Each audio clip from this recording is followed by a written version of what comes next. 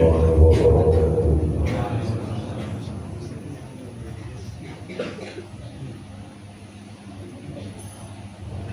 Allahu Akbar, Allahu Akbar, Allahu Akbar, Allahu Akbar, Allahu Akbar, Allahu Akbar, Allahu Akbar, Allahu Akbar, Allahu Akbar kabira walhamdulillahi katsira fasubhanallahi bukratan wa asila la ilaha illallah wahdahu صدق وعده ونصر عبده وعز جنده وهزم الأحزاب وحده لا إله إلا الله والله أكبر الله أكبر ولله الحمد الحمد لله الملك الديان والصلاة والسلام على محمد سيدنا ولد عدنان وعلى آله وصحبه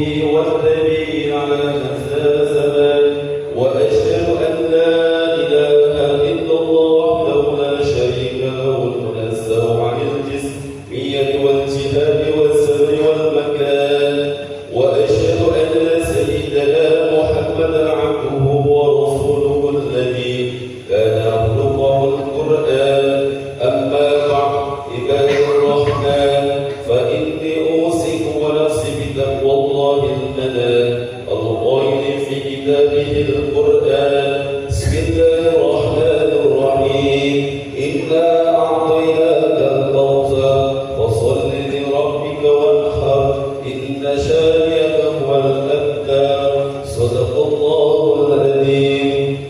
Hadirin jamaah Al-Adha rahimahullah. Idul Adha yang dirayakan oleh umat Islam di seluruh dunia pada setiap bulan Zulhijjah merupakan hari raya yang sangat identik dengan dua ibadah, yakni ibadah haji dan ibadah kurban. Dalam tuntunan agama Islam, kedua ibadah ini memang hanya bisa dilakukan pada bulan Zulhijjah, hari raya Idul Adha.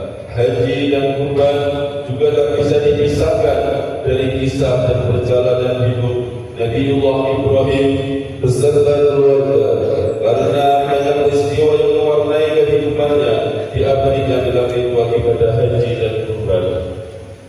Pada kesempatan khutbah kali ini, mari kita menambah jelas dan menelusuri kembali kisah perjalanan dan perjuangan hidup yang dialami oleh kakek moyang Nabi Muhammad Sallallahu Alaihi Wasallam ini yang berkaitan erat dengan ibadah haji dan kurban.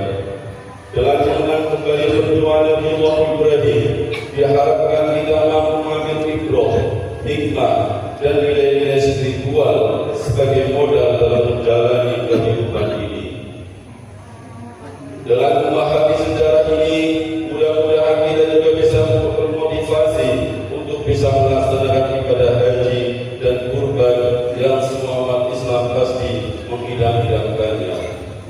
Kaum muslimin dan muslimat jamaah Idul Adha rahimahullah. Kita awali kisah perjalanan perjuangan keluarga Nabiullah Ibrahim dan istrinya yang bernama Siti Hajar.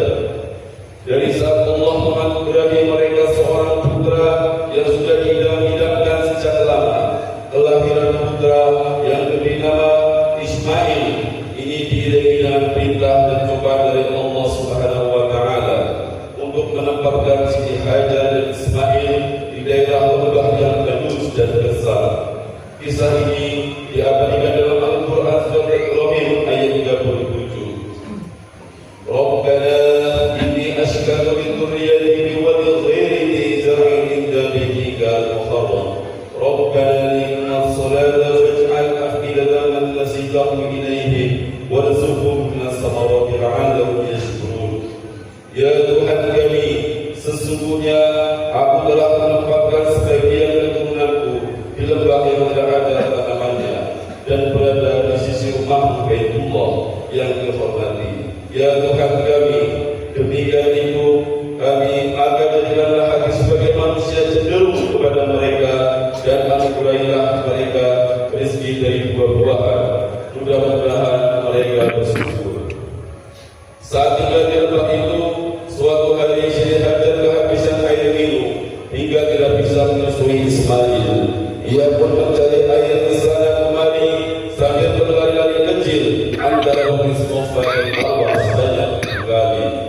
Peristiwa inilah yang kemudian diabadikan menjadi salah satu rukun haji, yakni syai' atau berlari-lari kecil antara kedua bukit tersebut.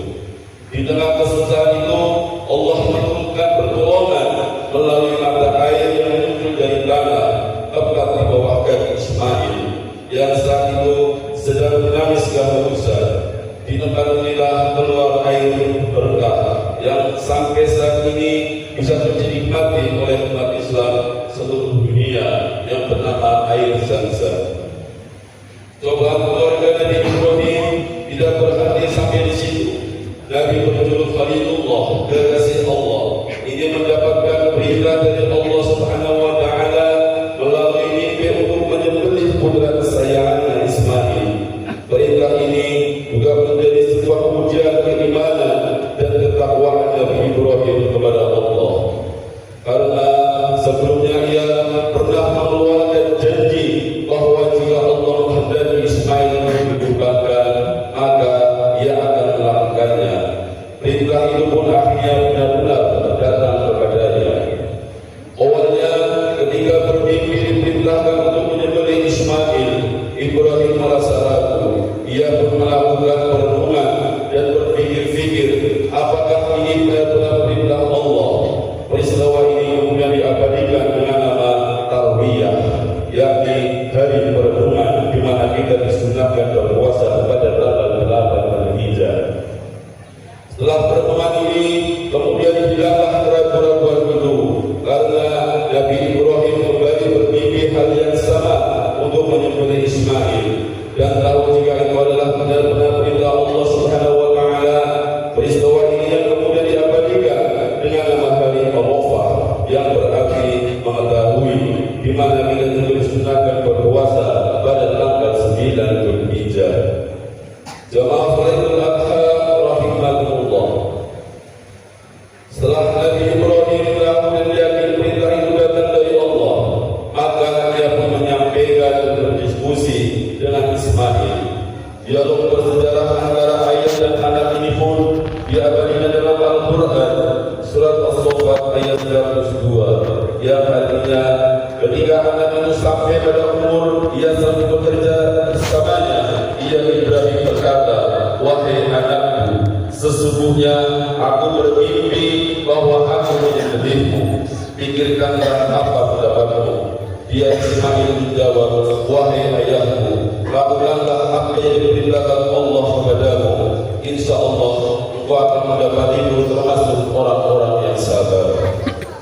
Akhirnya hari itu pun datang ketika Nabiullah Ibrahim dengan keimanan dan ketakwaannya serta Ismail dan keyakinannya. Akan waktu itu saat kamu setan juga terus membisikkan kepada Nabiullah Ibrahim, Ismail dan juga Siti Hajar untuk tidak usah menjalankan perintah Allah ini. Namun keyakinan mereka tidak goyah sedikit pun untuk mengusir setan yang mengganggu. Nabi Ibrahim pun melemparinya dengan batu, yang kemudian peristiwa ini diabadikan dalam ritual ibadah haji, yakni melempar jumroh. Ketika Nabi Ibrahim akan menyembelih Ismail, tiba-tiba Allah Subhanahu wa Ta'ala berfirman dan memerintahkan Ibrahim berhenti tidak menyembelih Ismail. Firman ini terbantu dalam Al-Quran surat Asy-Syafa'at ayat 107 sampai 110. Wafadainahu bidhibhin adid wa darabna 'alaihi fil akhirin salamun 'ala Ibrahim kadzalika najzil muhsinin. Kami menebusnya dengan seekor hewan sembelihan yang besar. Kami mengabadikan untuknya pujian pada orang-orang yang datang kemudian. Salam sejahtera atas Ibrahim. Demikianlah kami memberi balasan kepada orang-orang yang berbuat kebaikan. Atas peristiwa ini, malaikat Jibril membawakan hewan untuk disembelih sebagai pengganti. Ismail pun berseru, Allahu Akbar, Allahu Akbar, Allahu Akbar. Takbir ini disambut oleh Nabiullah Ibrahim dengan La ilaha illallah, Allahu Akbar, yang kemudian disambut oleh Ismail, Allahu Akbar, walillahil hamd. Dan peristiwa ini inilah umat Islam kemudian disyariatkan disyariatkan untuk menyembelih buat kurban di hari raya Idul Adha pada 10 Dzulhijjah. Peristiwa ini juga menegaskan bahwa seorang yang keras mengalirkan darah manusia. Jamaah Idul Adha rahimakumullah. Dari peristiwa bersejarah keluarga Nabi Ibrahim ini kita bisa banyak mengambil hikmah dan keteladanan, dimulai dari keteladanan perjuangan hidup sampai dengan pertumbuhan iman dan takwa dalam menjalankan segala perintah Allah dan menjauhi larangan-larangannya. Kisah-kisah Nabi Ibrahim yang termaktub dalam Al-Quran dan terwujud dalam bentuk ibadah seperti syahid, melempar jumrah, puasa tarwiyah dan arafah, serta menyembelih hewan kurban ini harus semakin meningkatkan keyakinan dan ketakwaan kita dalam beribadah. Karena memang tujuan dari diciptakannya kita di dunia ini adalah untuk beribadah. Allah Subhanahu wa taala berfirman, "Wa ma khalaqul jinna wal insa illa liya'budun." Tidaklah aku menciptakan jin dan manusia kecuali untuk beribadah kepada-Ku. Hadirin jemaah rahimahullah. Dalam menjalankan ibadah haji dan kurban, kita memerlukan keteguhan dan keyakinan yang kuat karena harus rela mengeluarkan harta yang kita miliki. Jika tidak memiliki niat yang kokoh, maka haji dan kurban pun akan sulit untuk dilakukan. Hadirin jemaah rahimahullah. Demikianlah hukum Idul Adha. Semoga bisa menambah pengetahuan kita sekaligus meningkatkan keimanan dan ketakwaan kepada Allah. Dan semoga Allah Subhanahu wa taala senantiasa menurunkan hidayah dan rezekinya kepada kita sehingga kita bisa menjalankan tugas kita untuk beribadah, khususnya untuk melakukan ibadah haji dan kurban. Amin. Amin ya Allah ya Rabbal alamin. Barakallahu li wa lakum fil Qur'anil azim wa nafa'ani wa iyyakum bima fihi min al-dhikril hakim wa taqabbalallahu minna wa minkum tilawatahu wa innahu wasami'ul alim. Wa aqulu qawli hadha wa astaghfirullah al-azim innahu huwal ghafurur rahim. Allahumma salli wa sallim ala sayyidina Muhammad wa ala alihi wa sahbihi ajma'in.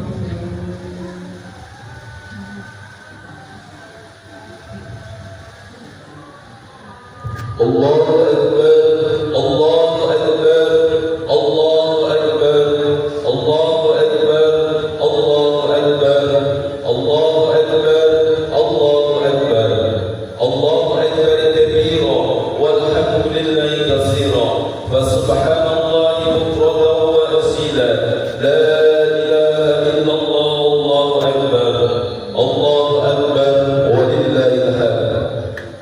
Alhamdulillahilladzi ja'ala al-'iyada bil afrahi was-surur wa du'afa lil-muttaqina jazilan al-ujur wa kamala al-khilafata fi yawmi 'idin 'umuri mu'minina bi sha'ibin masbur. Asyhadu an la ilaha illallah wahdahu la syarika lahu al-ghafurur ghafur wa asyhadu anna sayyidana wa maulana Muhammadan 'abduhu wa rasuluhu alladzi la ولم ينله مقرب ولا رسول مطهر مقبول. اللهم صل وسلم على سيدنا محمد النبي الأمي وعلى آله وأصحابه الذين كانوا يرجون تجارة لن تبور وسلم تسليما كثيرا. أما بعد فيا أيها الإخوان اتقوا الله واعلموا يا إخواني رحمكم الله أن يومكم هذا يوم عظيم يتجلى الله فيه على عباده من كل مكين ومسافر فيبين لهم وملائكته وأنتم مقربون في إظهار شعائره في كل مكان طاهر.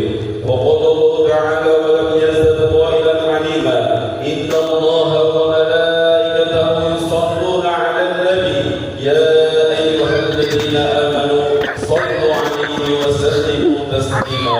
اللهم صل وسلم على سيدنا محمد وعلى آله وصحبه والتابعين وارض عنهم برحمتك يا أرحم الراحمين. اللهم اغفر للمؤمنين والمؤمنات والمسلمين والمسلمات الأحياء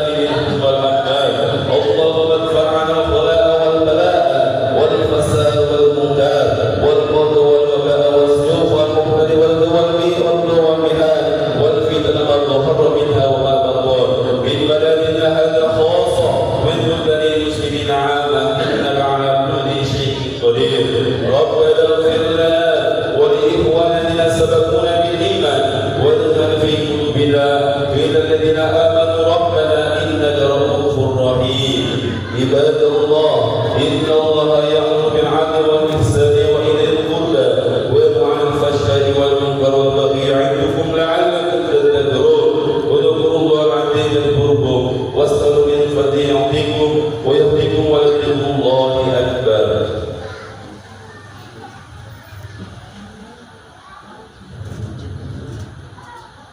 صلى الله على محمد صلى الله عليه وسلم صلى الله على محمد صلى الله عليه وسلم صلى الله على محمد صلى الله عليه وسلم صلى الله على محمد صلى الله عليه وسلم صلى الله